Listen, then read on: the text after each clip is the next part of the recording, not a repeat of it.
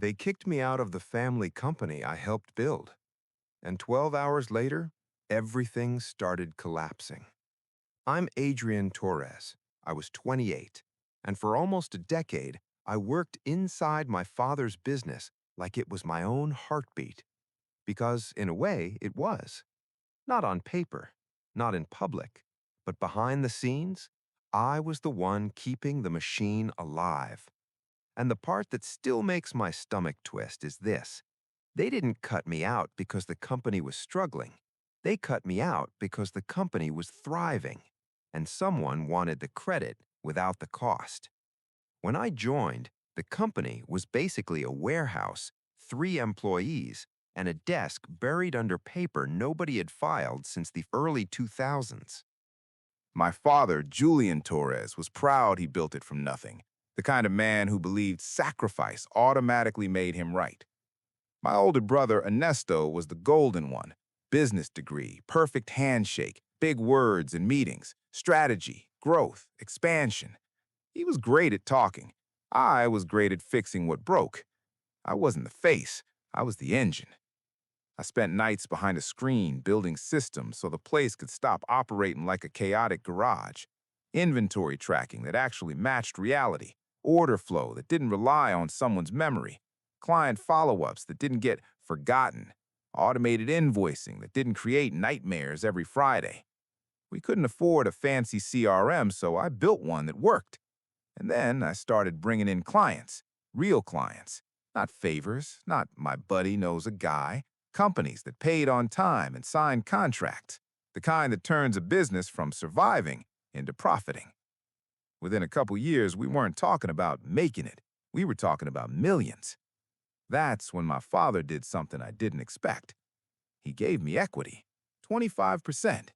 Not because he was sentimental, because he knew deep down, without what I built, we'd still be that dusty warehouse drowning in paper. When he handed me the documents, I felt something close to pride. Like, finally they saw me. That feeling lasted about as long as a cheap warranty, because the bigger the company got, the smaller they tried to make me. It started with little comments. Ernesto would say it like he was being reasonable. Aaron, your salary's kinda high for your age. Or, we could hire a couple junior developers for what we pay you. At first, I laughed it off, because I thought he's my brother. He wouldn't actually try to replace me. Then I noticed my father's reaction. He wouldn't defend me. He would nod slowly, like Ernesto was planting seeds and my father was watering them. My mom did what she always did when something ugly was happening. She looked down and stayed quiet. And if you've ever been in a family like that, you know what silence is. It's not peace, it's permission. The meeting happened on a Friday. Of course it was Friday. It's always Friday when someone wants to ruin you and still sleep well that night. Ernesto texted me, "Family meeting at the office, important." When I walked into the conference room, all three of them was sitting there. My father, my mother, my brother. And there was a folder on the table. Neat, clean, my name on it. I didn't ask what it was because my body already knew. My father cleared his throat and said the sentence people say when they want to stab you with a smile. "Aaron, this isn't personal." I stared at him. He continued, "The company needs to evolve."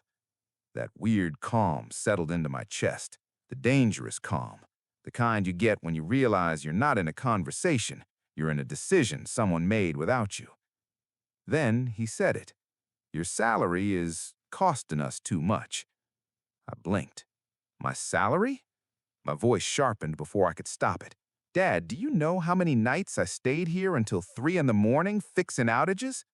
Ernesto jumped in fast, like he'd rehearsed it. "We know what you've done, Aaron. We're not denying that." Then he looked at the folder like it was already over. "But the issue isn't what you did, it's what it costs to keep you." I let out a short laugh. No humor, just disbelief. And Ernesto hit me with the line that told me everything. "We can hire a whole team of young programmers for less." I leaned back. "A whole team?" Then I looked straight at him. "And who trains them?" Silence. The air turned thick. My father's jaw tightened like I'd embarrassed him. Then he slid the folder toward me. "We want to buy your shares." I opened it. A buyout agreement. Market value plus a 10% premium. Like I should thank them for kicking me out with a gift basket. I looked up. "And if I don't want to sell?" My mother finally spoke, soft voice, trembling, trying to sound loving. "Son, don't make this harder. You're young." Then she added the line that still burns. "You're leaving with $4 million. You can start something of your own." Something of your own. Like I wasn't already building something. Like I hadn't already built this. And then I saw it clearly. They weren't treating me like family. They were treating me like a risk, a cost, a threat. And buried in the agreement was a clause. Not just NDA stuff. It went further. I couldn't talk about the company at family gatherings either. Not Thanksgiving, not Christmas, not casually. And I wasn't allowed to express resentment. I had to sign that it wasn't personal. That clause wasn't legal. It was psychological. It was their way of buying silence so they wouldn't have to feel guilty. In that moment, I wanted to flip the table. I wanted to say, "You're not firing me, you're amputating the thing that makes you money." But I didn't, because I realized something colder, smarter. They wanted me emotional, so they could label me unstable, so they could justify it. So I smiled and said, "Okay." Ernesto's shoulders relaxed instantly. My father looked relieved. My mother looked grateful, as if I'd just saved the family by accepting my own betrayal quietly. I signed, took the check, and I stood up. Then I said something light, almost cheerful. "I'm going to Europe. I'm taking the sabbatical I never had." Ernesto nodded like that was perfect, like I was finally leaving the stage. I walked out feeling like someone had scooped my chest out with a spoon, not because of the money, because of what it meant. They didn't choose the business over me. They chose control over respect. That night, I booked a flight to Italy, not for revenge, for survival. I needed distance before I did something I couldn't undo. When the plane took off, my phone buzzed, a family video call. I stared at it, then answered. My father said it again, like repetition turns betrayal into truth. "We just want to reiterate, this isn't personal. The company needs to grow." I listened. Then I said calmly, "Don't worry, I'll be fine. And like the contract says, we will never talk about the company again." I ended the call, turned my phone off, and for a moment I thought, maybe this pain will pass. 12 hours later, I landed in Rome. The sky was orange. The air was warm. The kind of morning that looks like a new life. I turned my phone back on, and the screen exploded. 55 missed calls, voicemails, texts. I didn't even have to listen to them to know. Something broke. I opened one message from a manager I trusted. "Adrian, the system is down. Orders aren't processing." Another. "The warehouse can't print shipping labels." Another. "Invoices are duplicating. Clients are furious." Then the line that made my heart go still. "The new team doesn't even know where to start." I stared at the phone. And here's the part people expect. They expect me to smile. They expect me to feel victorious. Didn't. I felt empty. Because when you're betrayed by blood, you don't celebrate the collapse. You just realize the betrayal was real. And the worst part? They weren't calling because they missed me. They were calling because they needed me. Because the moment the engine started dying, they remembered who built it. I looked at Rome, at sunlight on old stone, at strangers laughing like their lives weren't on fire. And I typed one message. One. We signed an agreement. I promised not to speak about the company. I wish you luck. Then I turned my phone off again and walked into the city. I stayed in Italy for 5 days. 5 days that should have been perfect. And parts of it were. The food, the streets, the feeling of being anonymous. But the pain didn't disappear just because the scenery got prettier. Even when I wasn't checking my phone, I felt those missed calls like weight, like they were still gripping my sleeve.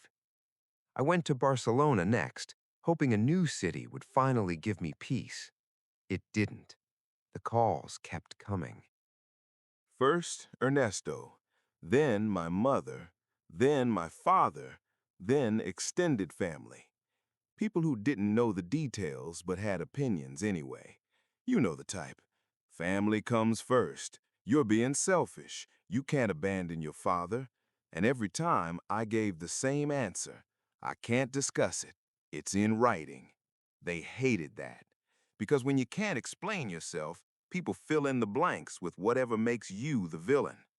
Then one night my mother called, and she wasn't angry. She was crying, real crying, not a performance. She said, "Please, he's your father." Something inside me cracked because I realized something bitter. They didn't have heart for me when they cut me out, but they were about to use my heart to save themselves. And I hated myself for what I did next. I came back. Not for the company, not for Ernesto, not even for my father. I came back because I didn't want to be the kind of person who let everything burn just to prove a point. And because, unlike them, I actually loved. When I walked into the office, it didn't feel like home. It felt like a disaster zone. Phones ringing, people running, someone sweating in front of a printer like it was a life support machine. Ernesto looked like he'd aged 10 years. He whispered, "Thank God you're here." Not, "I'm sorry." Not, "We were wrong." Just, "Thank God you're here." Like my existence was a tool. I told them one thing. I'm not coming back. I'm not taking my position. I'm not rebuilding your world. I'll train the new team. That's it. They agreed because they had no choice.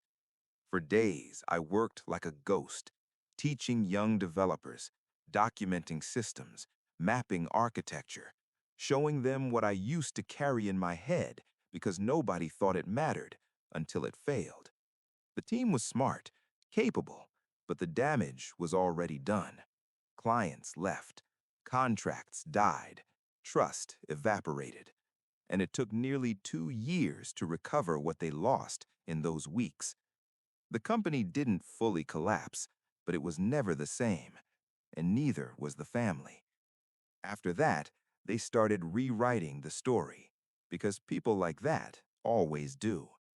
In later gatherings, I became the resentful one, the one who didn't help fast enough, the one who went on vacation while the family suffered. Nobody mentioned the folder. Nobody mentioned the contract. Nobody mentioned the meeting. They erased the betrayal and kept the consequences. And I realized the truth that set me free. Some families don't want loyalty. They want obedience. 4 years later, I built my own tech company. Smaller, cleaner, mine. And here's the part that still shocks me. Some of the clients my family lost, they found me. They became my clients, not because I stole them, because they remembered who actually solved their problems. And when people ask why I never went back, I tell them the same thing every time.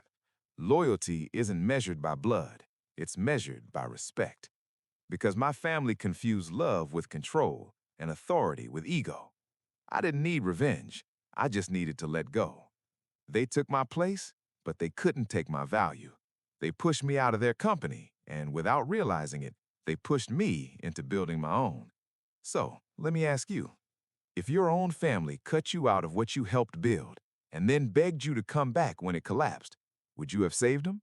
Or would you have walked away and let them learn the lesson they refused to learn with you? Drop your verdict in the comments. And if you want more stories like this, betrayal, power plays, and people taking their lives back. Like, subscribe, and share. Because here, one story always leads to another.